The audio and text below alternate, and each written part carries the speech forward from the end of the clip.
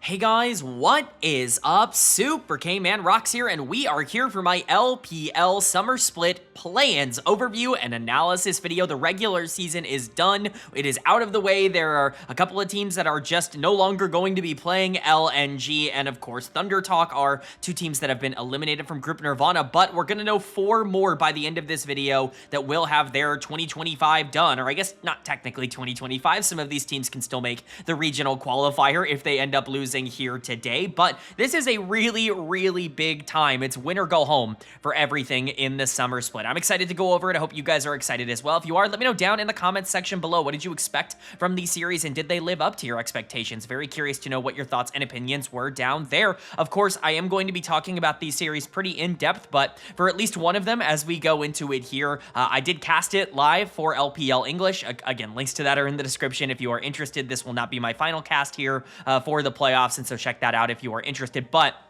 I'll probably go at least a little bit less in depth on the series that I ended up casting, because again, if you want to see my thoughts and my live reactions, then go watch the series. I mean, all my thoughts and opinions are going to be right there. But with all that out of the way, let's get into it. If you are new here, what we're going to do is go series by series, talking about the advantages and disadvantages that each team was able to generate. I'll be giving a player of the series and a dud of the series for each series that we cover. And at the end of the video, we will have our official playoff bracket, the 8 teams that have qualified into the double elimination stage, and we'll kind of go over what I expect to happen in those 4 best of 5s. But most of today will be spent talking about the play-in series that we got. So without further ado, let's get into the first one, and this is the one that I got to cast. I was lucky enough to get to open up the play-in stage with the closest seeding matchup here, the number 8 seeded FunPlus Phoenix taking on the number 9 seeded Ninjas in Pyjamas. It's the worst team in Group Ascend taking on the best team in Group Nirvana, and for the first time ever, Group Nirvana has been able to take down Group Ascend in a best of 5, and Ninjas in Pyjamas will punch their ticket to the playoffs in a 3-2, a distance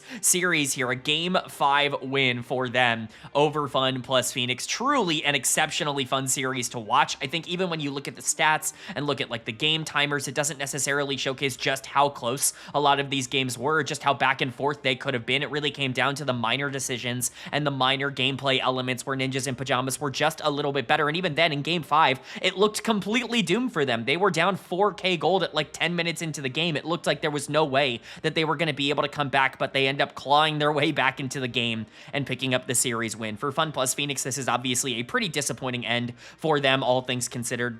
Not only is this a team that ended up making playoffs in the spring split and kind of generally, I think, had higher expectations than this, but also they've made changes. They have tried to get themselves in a position where they can be top 8. Jeja coming in as the starting jungler, and even Jachi coming in as the starting AD carry at the start of this split. These are things that were supposed to elevate the team into being better than what they were in spring, and instead they end up with a worse finish. I think a lot of people just kind of saw their performance in spring as an overperformance just in general, and I think this kind of proved that that was correct, because honestly, I'm not even sure that this team is worse than they were in the spring split, just that the rest of the league and Ninjas in Pyjamas in particular are better. So let's go ahead and talk about it. Player of the series kind of has to go to Leave. I'm not really sure you can put it in any other direction. I think Doingby actually has a decently strong case for being player of the series. He was hyper consistent, was really important on the Silas in Game 3 in terms of the setups and just generally what he was able to do in a side lane. Honestly, thought he played fantastic. Nayo was massive in Game 5 on the Nidalee. That's really the game you're looking at and talking about him, you know, finally living up to that potential and showcasing why he was brought in to salvage this team, why he was the most valuable player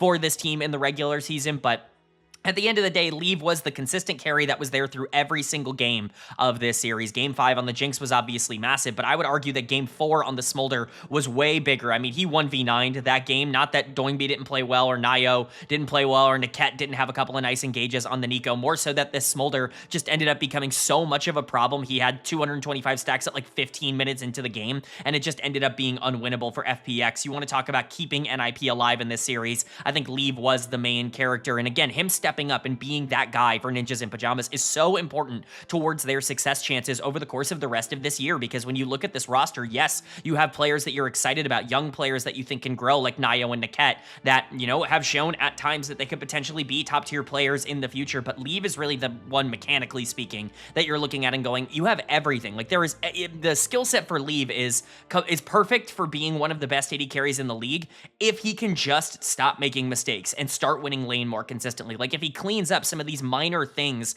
that he has the talent to be one of the best AD carries. We saw that in his rookie split on Edward Gaming back in the day when he was looking like one of the top 5 AD carries in the league year one, and then obviously things fell off. A lot of off-the-riff drama ended up happening. You know, his performances ended up not being nearly as good. He ends up here on Ninjas in Pajamas, but the talent is never a question when it comes to him as a player, so just get him into a position where he can take advantage of it. By the end of this series, they had realized, hey, let's screw it, AFK, we just put him on hyper carries and let him win the game. Zeri, Smolder, and Jinx are the 3 games that NIP ended up winning in this series, so it's become quite obvious the direction that Ninjas in Pajamas want to go in the near future. But like I said, Doingby, Nio to an extent, definitely deserve a big shout out as well. Doingby's just so consistent. He's constantly winning lane. He's constantly putting pressure. And I get that Kair's not a very good player and he wasn't particularly good on the other side of this matchup. We will get into some of his problems, especially on the Ahri in game 4, which I think was truly a series like defining type of bad game from him.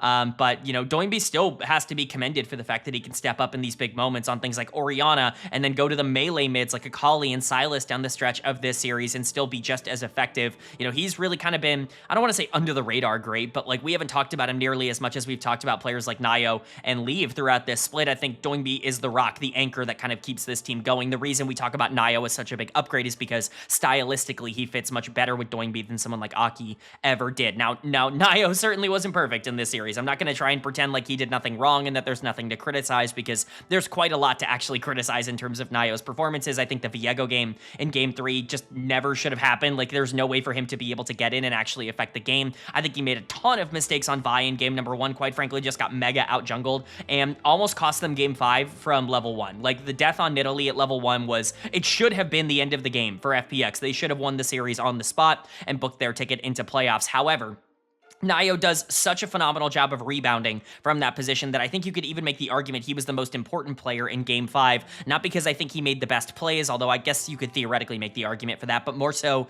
because his ability to get back on the horse and continue to play alongside Doingby and Leave is what kept Ninjas in Pajamas in that game and allowed the Jinx and the Sylas to really take over in the back half. And Nio obviously was pumping out damage and really making a lot of proactive plays despite being so far down in gold. It really was a big positive. I'm glad to see that this guy's mentality continues to be solid, because another player who just has unbelievable mechanical talent that is, as long as he can figure out the mental aspect of the game and be a bit more consistent, he's going to be a star at this level. Solo kill was fine. Niket had a couple of nice engages, but for the most part, it was the 3 in the middle here that were a pretty big deal and really the ones to carry NIP across the finish line and into the playoffs for only the second time this year, because they did not make it in spring. But for FPX, this is unfortunately, I believe, the end of their year. I don't think they can get into the regional qualifiers, basically, no matter what ends up happening in the playoffs, and so a pretty disappointing way for this to go out. You know, they bring in Jeje, they only get to play him for 3 series. It never really feels like he's entirely on the same page as everybody else, but he looked at his best in this series, in my opinion, compared to what he had been in previous series. Their wins, he was massive. The Xin Zhao in game 1, the Sejuani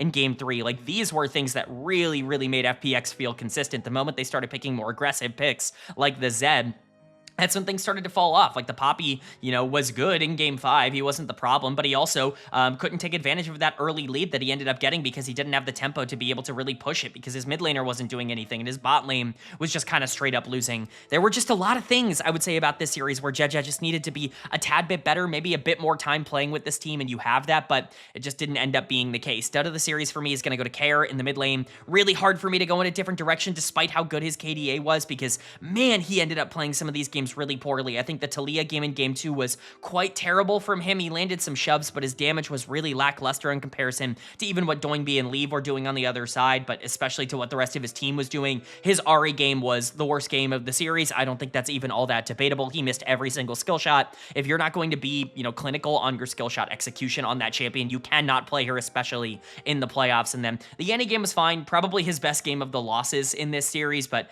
at that point, he had already burned too many bridges and he had frustrated me too much. He's getting out of the series. I think there is a reasonable argument to give this to someone like Jeje or even someone like Jue, who I think made some mistakes down the stretch on the Bard and on the Taric, some of these more crazy picks. You know, Jachi I think was generally good, didn't really have the chance to ever take over. I think his Kai'Sa game was also not very good in game number 4, but I think Kair was much worse. And then Sheer, you can critique the back end of this series, but through the first 3 games, he was on player of the series pace, especially after that Gwen game in game 1. The Renekton was huge in game number 2. He got a really big lead into solo kills Ambessa.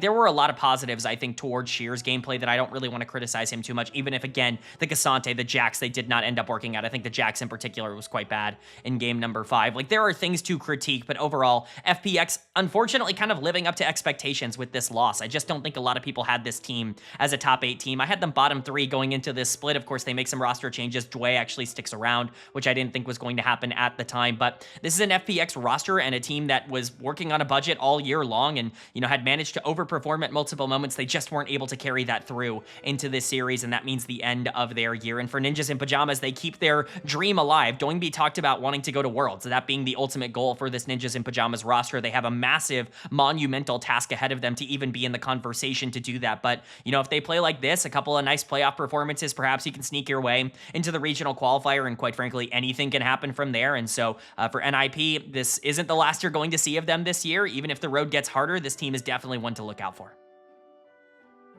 But then moving on to our second play-in series here, and this was the other one that I think had real Group Nirvana upset vibes all over it, and you know what? They came to fruition. It was Team WE taking on Edward Gaming, the 7 seed taking on the 10 seed, and EDG are going to pick up the 3-1 series win. They are going to be moving on to playoffs, and unfortunately for WE fans everywhere, they're done. That is their 2025 done and dusted. There is no way that they can end up making top 6. Theoretically, there could have been a way if I think everything ended up clicking. Actually, I'm not even sure. We'll talk about it later on in the video, but you can't make top 6 in terms of championship points when you're sitting at 7th and you have no more games to play. So unfortunately for WE, they are done for the year, and they kind of deserve it. Let's be honest, this team had overperformed a lot in the spring split, and that playoff run was clearly artificial and it wasn't real. We already saw that and kind of had that showcased to us in the regular season, not only here, but even before that run in the spring split, that really was an outlier for them. And as much as we can talk about how they've kind of been the miracle team so far of 2025, basically in every region with what their expectations were, especially coming from this channel, the reality of the situation is that their lack of talent was going to catch up to them eventually. Monkey, even Vampire, they can't do it all on their own. At some point, somebody else on this team is going to have to step up for this team to actually be competitive, and they just could not do that. Now, for Edward Gaming, I am super excited to start hyping up this team because I've been pretty bullish on them on this channel throughout this split, where I've kind of talked about them hey, who cares that they lost to Ninjas in Pyjamas? They're still a team that you have to watch out for going into playoffs. There's a real chance they're a top 6-ish team in the LPL. I don't think that's all that crazy. And they played like it here today. This was not a close series. Remember, WE, their most recent series before this was them taking down anyone's legend in the regular season 2-0, not dropping a single game against them. And now EDG is here just kind of making them look like fools. Yes, game 3 happened, but game 3 truly is the outlier. EDG was better in basically every aspect. And you can look at almost every single lane and kind of point to players and say, yeah, you were the reason why. I'm giving player of the series to ZDZ on the top side because I just thought he was the most effective in that role. I think the top diff was the most noticeable for me because Cube was so bad in this series, and I think ZDZ, especially in Game 4 on the Aatrox, really ended up taking over. That is his signature champion, and you can't really be allowing him to have that so late into a Fearless draft. It just feels like bad drafting from WE, but ZDZ has also deserved a lot of praise for stepping up over the course of this split. I think this might be the best split he's ever played. I certainly think it's up there. I think 2022 Summer on Anyone's Legend is maybe the other one that you would consider in the conversation, but ever since then, I just don't think he's ever been all that good as a player, whether it be on Weibo or FPX last year or, EDG now. Even before this split, this year, he was a nightmare at the beginning of this year. He was the worst player on this team for basically all of 2025, and then Summer Split came around and everything kind of fixed itself. So glad to see that ZDZ continues to step up. He's always been a good, stable topside player, a weak side topside player, if you will, kind of a worse version of Cube, at least in his prime. He's better than Cube now, that's for damn sure, and I think that Aatrox really has to be taken seriously, but it was the rest of this team as well. Xiaohao and Angel, I think, were excellent in this series. The big conversation, rightfully so, going into a matchup like this was Monkey versus Xiaohao in the jungle and kind of talking about, okay, well, if one of them can get a big lead, then they're likely going to win this series. Everybody else on both of these teams is good, but maybe not exceptional. If one of these junglers is just better, they're going to win. That's exactly what happened. Xiaohao was just better, which I predicted going into this series, and so No surprise there, at least for me. I think his Pantheon game was really terrible, but outside of that, everything else was golden. He was especially good on the Jarvan, I will say, in Game 2. I think that was the game where he really just kind of broke everything wide open. Angel was awesome, and I really considered Angel for player of the series. I think ZDZ or Angel, one of them should get it. Xiaohao, obviously, in the running as well, but I really do believe it should go to one of the solo laners for just how much better they were than the opposition that they were going into in this series. The Ryze in Game 1, the Orianna in Game 4, even the Ahri in Game 2 to follow up on everything that Jarvan was creating. Angel was everywhere. This might even be his best series of the year. I think he's peaking right now in terms of his 2025 form. Really great time for him to do that. Palkia continues to be so aggressive, and for the most part, as long as he's on these engagers or these frontline tanks like the Braum, it really ends up working out. On is certainly more of an ancillary piece for this team. He's not really going to be, a primary carry option, but he doesn't need to be. He's stable enough on the bottom side, even if I don't think he's quite reaching the heights that he reached last year or even the year before in terms of his gameplay.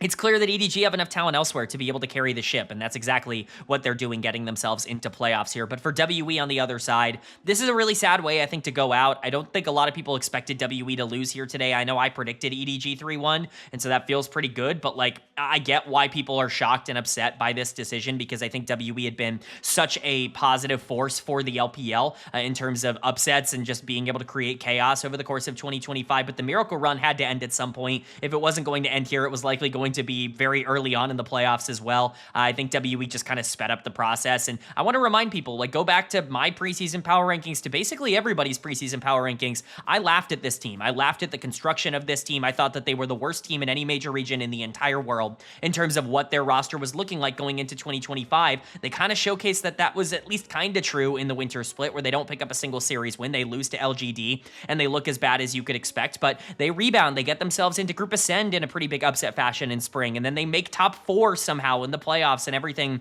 looks golden. Obviously, the regular season did not work out here in the summer split, but you've got future stars here. You've got a player like Monkey, who could theoretically be great in the future. Vampire, who I think has made a ton of strides. I think Taeyun has something in him. He's not a good player, but he's not the worst player in the world. I think if you had stable solo laners, perhaps there's something that can go a bit differently here for WE, but that just was not the case. Too much pressure is on Monkey to be able to carry this team, and he just wasn't able to do it in this series.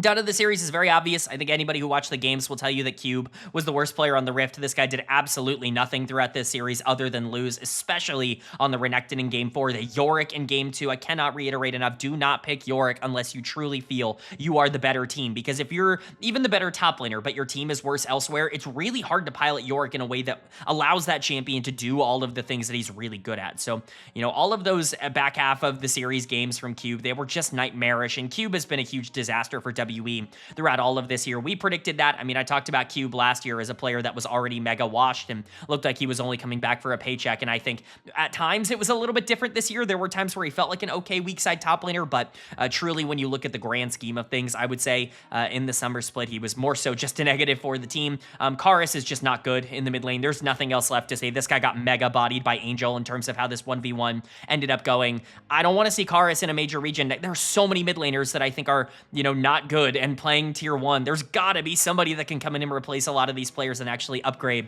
these teams. Karis is certainly not a group ascend or a playoff caliber mid laner, that I can guarantee. Vampire made a couple of mistakes, but I think generally him and Taeyun weren't the problem in this series. Monkey just wasn't good enough, and I hate to say that is just what it is, but if Monkey's not the better jungler in a series for WE, they cannot win. It is genuinely impossible. It's like anyone's legend to the extreme, right?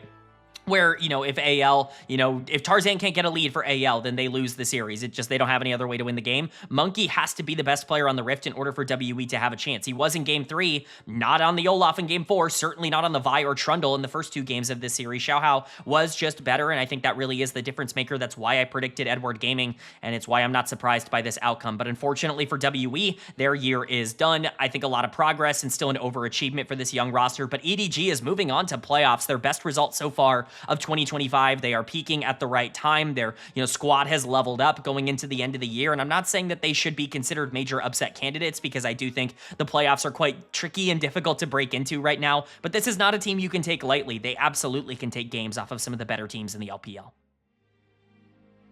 But then moving on to our third play-in series, and from here on out, the seed discrepancy gets quite large, and that is encapsulated by the largest seed discrepancy we have here in the play-ins. It's the number 5 seeded Weibo Gaming taking on the number 14 seeded Ultra Prime. And Weibo Gaming is going to pick up the, I would say, relatively good 3-0 win. I think that there are some small things to criticize from them. The fact that, Ultra Prime actually did a good job of getting a lead in game number 2. They just couldn't quite hang on to it. Like, there are some things that I think you can talk about. Ultra Prime, I think, more than anything, put up actually a pretty good fight here today, but Weibo Gaming is indeed way better, and they're able to move on to the playoffs. No real major upset here. We all predicted a 3-0, and it came to fruition. But again, credit to Ultra Prime. I do think they actually put up more of a fight than any of us really could have anticipated when it came to these two teams facing off. So let's go ahead and talk about it. Perhaps these final two might be a bit quicker. Spoiler alert for how they've ended up going. Player of the series for me is going to go to Xiaohu in the mid lane. Really hard to go in any other direction here. He absolutely dominated game 1 and game 3. The two most dominant games of the series for Weibo were opened up by the fact that his macro play was massive. He was able to get leads in the mid lane against Saber and then utilize that to really take over the map. This is Xiaohu at his best. I mean, really what we've talked about for him as a player throughout really the last 2 or 3 years going against community sentiment is that this guy's not a good laner. He's not going to be able to go 1v1 and generate leads against good players, but he is a good team fighter. If you can get him into the 5v5 section of the game, maybe every once in a while he makes some absolutely backbreaking, terrible decision, positioning wise, and he's way too aggressive or yada, yada, yada, but 9 times out of 10, this guy's going to play a team fight really well. He's going to output the perfect amount of damage, and he's going to take over the game. Now, if you add on to the fact that against a team like Ultra Prime and against a player like Saber, he actually can generate that lead that you're looking for out of the mid lane, all of a sudden things become really scary to face Xiaohu, because if he can get out on the map and move and, actually really start affecting the game early on, all of a sudden that team fight prowess gets accelerated and, he really starts to break the game open. So credit to Xiaohu. You guys know I'm much higher on him than basically any other analyst that you will see. I still believe he is a top tier mid laner here in the LPL. Maybe not quite all pro. He was my 4th choice for mid laner here in the all pro section behind Rookie and Cream, but if you wanted Xiaohu 3rd team or even 2nd team, I really wouldn't have been all that much of an argument. There would not have been all that much of an argument for me. He still continues to be very good.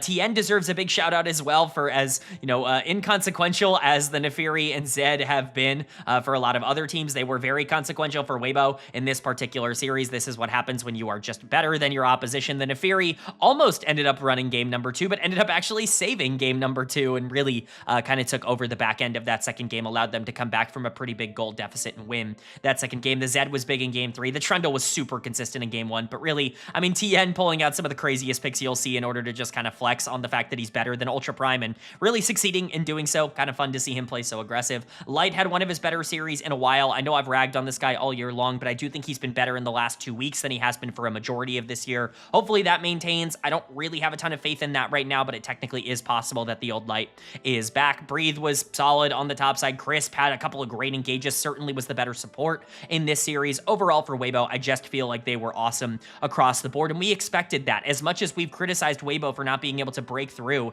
into the top 4, they are better than any other team in the play-in stage, Group Ascend or Group Nirvana. It does not matter. They are the 5th best team in the LPL, and I think they came out and proved that in this series. And for Ultra Prime on the other side, I'm honestly happy about how this year went for them. I think a lot of people really discounted this team, talked about them as bottom 1 going into the year. I was really high on them going into the year. I think I had them 11th or something, 12th or 11th in my preseason power rankings, kind of talking about, oh, I love this guy Jung on the top side. He was really the one I was going to bat for because I watched, Frank Esports last year, and I was like, this team should have been at Worlds. They were a Worlds caliber team that just ended up choking things away at the end, and Jung was one of the biggest parts of that. He was a solo kill monster. He was a lane dominant player with great mechanics and a really aggressive mentality on the top side. I was really excited to see him in the LPL. My concern is that we've seen players come over from, the PCS and the LMS before and not really be able to make it work in the LPL. I think You Should Know Me is obviously the most recent example of that, but I was excited to see if Jung could kind of break that trend, and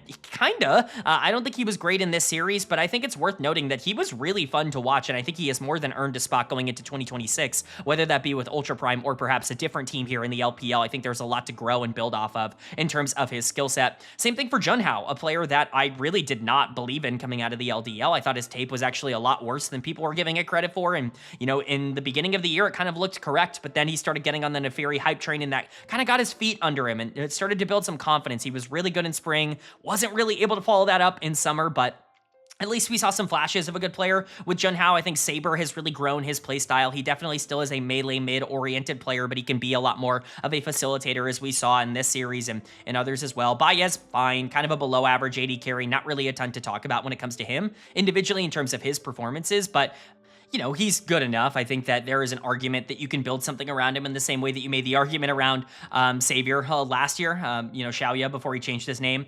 The only player that I really have been disappointed by is Xiaoxia in the support position. He's getting dead of the series for me. I've been pretty critical of him, I would say, throughout this year. I hate to kind of use the card of like, oh, you know, supports are typically the accurate position on this channel in terms of my analysis. I've gotten a lot of supports right, but I just really don't see it in Xiaoxia. Like, I don't really see a lot of upside. I think this guy is really bad when he's asked to make plays. I think for the most part, when he's functional and when he plays okay, he's on Nautilus and he's on Leona, and, you know, he can just kind of blend into the background a bit more and not necessarily be all that punished for a lot of the bad positioning mistakes he makes. But then you watch him on things like Nico in game 1 and he's terrible. You watch him on the Bard in game 2 and he ends up playing that game about as poorly as you possibly can in the back half. It's a lot of these more skill expressive champs where you start to see the issues with Xiaoxia as a player. I'm not super excited about him moving forward. Perhaps he proves me wrong. You know, I've had supports prove me wrong. Vampire proved me wrong this year. Hopefully Xiaoxia can be on a similar wavelength. But I think for Ultra Prime, really what you're looking at is a year that was one of the more successful ones results-wise in quite a long time, which is a crazy thing to say. But, you know, this is a team that has pretty consistently been bottom 2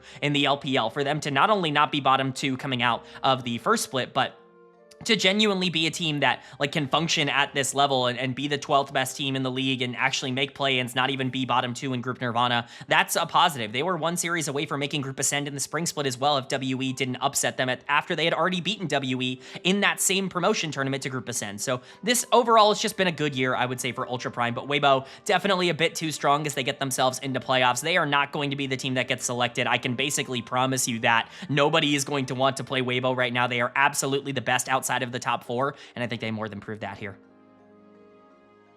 But that's going to bring us to our final play-in series to cover in today's video, and it was a matchup between the number 6-seeded JD Gaming and the number 11-seeded LGD Gaming, where JDG are going to pick up the 3-0 sweep. They're going to take this series pretty easily, and I do kind of want to spend some time talking about just the perception of this series, because as much as there are gameplay things to talk about here, Pace getting his Penta stolen in Game 3, Scout really popping off here today, Xiaoshu really kind of getting back into form against Sasa, you know, there are also a lot of narrative things that I think are more important to talk about when it comes to JDG, because I feel like some people are, you know, falling into the same trap that I think LoL esports fans fall into every single year. Not to try and say that this is something that I'm not guilty of as well. At times, I think this is just naturally something that happens when you follow the games, but JDG has really struggled against the top tier teams, and they've struggled against, you know, the Big Four and Weibo Gaming, and even though they've beaten, you know, FPX and WE, they've not exactly been a team that's done well. Players like Scout and Shun and, you know, the support position in general, whoever's been playing it, they've been weaknesses for JDG this year, and so I think people get this perception that JDG is a bad team. We need to keep context in mind when it comes to basically everything that we talk about with JD Gaming. They're the 6th best team in the LPL, and it's not close. Like, they are infinitely better right now than any other team until proven otherwise. Edward Gaming, Ninjas in Pyjamas, you know, whoever, like, they are not better than JDG until they prove they can be, because they certainly weren't for all of this year leading into this. I think the conversation surrounding JDG has just become, you know, non-productive. I see a lot of people being like, I would choose JDG over NIP or EDG if I were a playoff team. I heavily disagree with that. I think that that is a mistake, and I think that, quite frankly, I can't really understand where people are coming from in that sense. But again, we'll talk about that more. For LGD, you know, a roster full of rookies, a roster full of players that people did not appreciate for like the 2nd or 3rd year in a row. LGD just overperforms, ends up getting like 11th in the LPL. They do this basically every single year now, where they just bring up a bunch of players you've never heard of and get 11th. They're never an actual playoff threat. You know, at times they've made the playoffs, but they're never somebody that, you know, is ever like a WE where they could theoretically break through, and they never really feel like a team that's genuinely going to grow into something, but they always seem to be better than the worst teams in the league, and they did so again this year. For JDG, player of the series is obviously Scout. I didn't have to think about this. Like, the Annie game, maybe you can look at it and be like, it was okay, but the Rise in Game 1, the Aurora in Game 3, Scumbag Scout stealing Paze's Penta, very funny stuff, but you got to give him credit where credit is due. I mean, he stepped up in this series. He truly was fantastic. And Scout, I don't think, is dead in the water. You know, as much as we've criticized Scout for being somebody that's really underperformed, it reminds me a lot of how we talked about Xiaohu last year when, you know, Weibo really got off to a terrible start in the summer split and almost got themselves in group nirvana, basically just off the back of Xiaohu being terrible. Scout, you know, has not been consistent. A lot of his positives have gone. I think he's kind of lacking in macro right now. I think he's making bad decisions. I think his mid game is terrible. Like, there are real critiques of Scout, but pretending like this isn't still like baseline, one of the most mechanically talented mid laners in the region, I think is a mistake, right? Xiao Qinghua, you know, he had a really good end of this split, even if I think he had a terrible 2025. He is not the kind of player that can ever try and compete against Scout and go even. Like, it's just not going to happen. At a pure baseline level, Scout is going to struggle against the best mid laners if he doesn't start stepping up. He's still going to mega gap a lot of the bad mid laners in the LPL. It just is the way that it is. The Rise was huge. The Aurora was huge. Scout was excellent here. And I think the rest of the team can also be shouted out. I think Xiaoshu is honestly probably the second player I want to call out here for just how well he played in this series. That game 2 on the Renekton was massive. Again, I cannot reiterate this enough. Do not pick Yorick unless you are the team that you feel is better and more mechanically talented. It's just not going to work for you. Xiaoshu really taking advantage of LGD in game number 2 and using that Renekton to generate a big lead and then translating that into taking over every backline teamfight. Savior did not even get to play the game on the Kai'Sa in game number 2 thanks to that Renekton. Shun was really solid at setting things up. I think Pays had a fine series. I think that there were moments where he stepped up too far. Again, I think his game 2 can be critiqued actually quite a lot on the Sivir. I'm not going to sit here and tell you that Pays was one of the best players on the Rift, but he can be any given time. And again, this is the worst he's played all year, and he's still not the problem on the team. Zhuo actually has somehow, someway been an upgrade for this team. I still don't believe Zhuo is better than Wink individually as a player, but something was happening with Wink in the support position that just was not jiving with Pays or with the rest of this team. I think Zhuo has come in and actively played better than Wink ever did on JDG. Again, even if I think Zhuo is a weaker player. So whatever synergy thing ends up happening there, it's kind of funny. I think JDG is in a better spot now than they have been in a little while. Do I think they're a real competitor? No, but you know, theoretically anything can happen in the LPL playoffs. This was the number 3 seed in the regular season in the spring split, and even if they didn't get the job done in the playoffs, they still have things to build off of. So I guess it just means that I'm kind of a JDG defender now, if that's how you want to quantify it. Do I think they're going to Worlds? No. I think there are 5 teams that are going to be in contention to go to Worlds, but do I think JDG is the 6th best team in the LPL right now? Yes. I do believe that they're better than NIP or Edward Gaming. And for LGD on the other side, you know, as much as I love this team and I love the youth movement and I love that they're attempting to try and break through with just a group of young players, it wasn't going to happen. Like, this was never going to be the case. I predicted 3-0 on this as well. Xiao Qinghua is going to be dead of the series for me. He got mega gapped by Scout in the mid lane. This was not a good series from Xiao Qinghua. I think game 3 and game 1 were both miserable. Game 3 in particular, that Yone was disgustingly terrible in terms of how he played. I think it was like 0-8 or something like that in game number 3. Not necessarily the game you want to end your split on, but Xiao Qinghua is already a player that I don't necessarily believe in. I think he's been the weak link of this team in the mid lane, so not surprising to see that happen. Climber was also pretty heavily outplayed in the jungle position. Climber's also a player that, like, he had a couple of games where I'm like, oh, I see it. I see what people are excited about. I see what I was excited about going into the year, watching that LGD, you know, team that ended up winning the LDL last year. Climber was the biggest reason why that team was successful, but he's just not been able to translate it consistently at all to the LPL. A lot of the facilitators that he was really good at, like the Sejuani and the Jarvan that he played in this series, they're not working out against better competition because his tempo is not nearly as good. So Climber, Xiao Qinghua, I think they were the weak links of the team. YCX, I think, underperformed here. The Taric did not work in game 3. Him and Savior have been solid enough, and I think YCX definitely is a player that I would be interested in seeing again going into 2026. Do I think Savior is going to be a part of that as well? Maybe, maybe not. This is year 2 on the organization, and he's not really taken a gigantic leap. I think he's better now than he was last year, but I don't think it's by a significant margin. I would love to see Sasa back, though, on the top side. Despite the fact that he wasn't perfect in this series, like, the mechanical ceiling for this guy is, like, real. Like, there are genuinely games where it's just like you're doing things in the top lane that I think a lot of the bad top laners just cannot do. Hopefully he can build into a good player. I think the core of this team is Sasa and YCX. Ironically enough, if you can keep those two around, then I feel pretty good about LGD going forward. But once again, next year, they're likely going to keep a couple of these players, ship a couple off to better teams, and they're going to have decent careers, as a player like Xiaoshu has already shown on the other side of this matchup. And then they're once again going to rejuvenate with LDL players and get 11th again. It's just what happens for LGD basically every single year. But this is a nice win for JDG, kind of cementing, you know, what we already knew, which is that they still are a very good team. They're just not quite as good as the Big Five right now in the LPL. It's weird to kind of defend them in that regard because they're not really a threat to go to Worlds, but this is a team you definitely should be scared of going into playoffs. All right, but that is going to do it for my LPL Summer Split plans overview and analysis video. Up on the screen, the playoff bracket. We know our top 8 teams. We know the teams that will be playing against each other in a double elimination style to try and qualify themselves for Worlds. This is one of the only regions that's been keeping their format from previous years. As a reminder, the championship winning team here in Summer will be going to Worlds as the number 1 seed from the LPL. The number 2 seed will be determined by championship points. And so if you have the most championship points out of any team, then you will be going, and that's a combination, I believe, of winter, spring, and summer. And so there's a lot to play for every team, even as they go down to the lower bracket. Every other team that's left will go into the regional qualifier. I guess I should say 3, 4, 5, and 6 in terms of championship points will go into the regional qualifier, and then 2 teams will come out of that and be the final 2 seeds going to Worlds. And that's represented by our first round draws. You can see it, and I have the asterisk there. The seeding was chosen by the top 4 teams. So essentially, Top Esports, as the number 1 seed, got to pick which of the 4 play-in winners they wanted to face.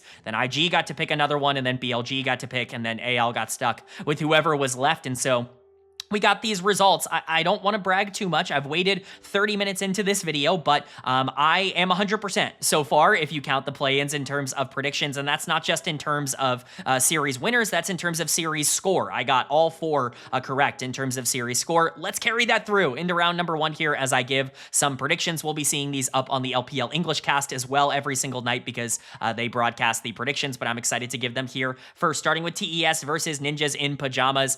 This is a series that TES will win because that's what they do in round number 1, even if they start to falter later, but they're going to drop a game and it's going to look very weird when they drop a game. Leave or Doingby, one of them's going to take over. I'm going to be casting this series, so I am quite excited to see which one of those things ends up happening, but my prediction here is TES 3-1. I think that they will get the job done, but they are randomly going to drop a game. As for AL versus Weibo Gaming, this is actually kind of tough right now. I think that this is going to be a really fun one to watch, and really this is going to be the question about whether or not AL is going to step up in the playoffs versus are they going to be what they were in the regular season, because Weibo, I think, is actually a really good test right now for a team like Anyone's Legend. If AL can pass this with flying colors, I think they're considered a threat to win the entire league again. If they struggle a lot here and they kind of look the way that they did in the regular season, I think it's realistic to kind of call this the 4th best team in the LPL. So I'm going to kind of stay in the middle there. I'm going to pick AL 3-2. I think they're going to win this series, but I think it's going to be contentious. I think that there is a 3-1 angle in here somewhere for AL. I would be more surprised if Weibo ended up picking up the victory, but for now, I'm going to trust AL and get them across the finish line. IG versus EDG, we actually, I believe, saw this in the play-in stage going into the spring playoffs, and IG absolutely massacred them. IG's even better right now than they were then, but IG is also a team that the moment you start to feel excited about them, they start to fall off. They're the KT of the LPL, if you will, in that regard, and so I don't want to get too bullish. I just don't think EDG quite have the strength and the power to be able to break through this Invictus Gaming roster, who I think is better basically everywhere. I'm picking IG 3-0. I think that they will be the better team, but if EDG makes this comfortable, I'm not going to be super surprised. And for BLG versus JDG, I think people are going to be shocked when this is closer than people are expecting. I'm kind of going to go out on a limb with this one because I think a lot of other people aren't going to predict this, but I'm predicting BLG 3-1. I know that seems like, I hyped it up to pick JDG or to make it a 5-game set. I don't quite think that, but I think basically everyone's looking at this as a 3-0. I think this is closer to being 3-2 than 3-0 for me. I think really if I wanted to go out on a limb, BLG 3-2, I don't think is all that out of the realm of possibility, but for now, I think that JDG will put up a fight and be able to win a game, but I think BLG is going to get across the finish line. Shocker, I'm picking all 4 of the top 4 teams. I think Weibo Gaming has a real shot to win. I think JDG has a shot to win. Hell, even Ninjas in Pyjamas, I think theoretically has a shot to win with just how, inconsistent top esports can be, but those are my predictions. Let me know what you agree with or disagree with down in the comment section below. Very curious to know what your thoughts and opinions are down there, but that's going to do it. I do hope you guys enjoyed. If you did, leave a like. It really does mean a lot to me. It lets me know you guys are enjoying the content, and it does help get this video out to a lot more people, which I'm always very appreciative of. If you're new here, hit the subscribe button. Of course, we're going to be covering the rest of the LPL playoffs as we always do on this channel, but we also cover all 3, I should say, of the other major regions. I don't know why I, screwed that up. I do that basically every video. We cover LTA North, LEC, and LCK every single week. All of the playoffs are starting everywhere right now. Worlds is even just around the corner, and we're going to be covering that as well. So if you're interested in that, hit subscribe, hit that bell so you can be notified when all of those videos do go live. As I've stated multiple times throughout this video, I will be casting the playoffs here for LPL English. I'm casting Top Esports Ninjas in Pyjamas, the final of the round 1 series, so tune into that if you want to see me cast live, and I've already, got a spot on round 2 as well, so we will be here throughout the playoffs, and if you're interested in that, YouTube, Twitch, links to that will be in the description, but With all that being said, I hope you all are having a great day. I hope you continue to have a great day, and I will see you all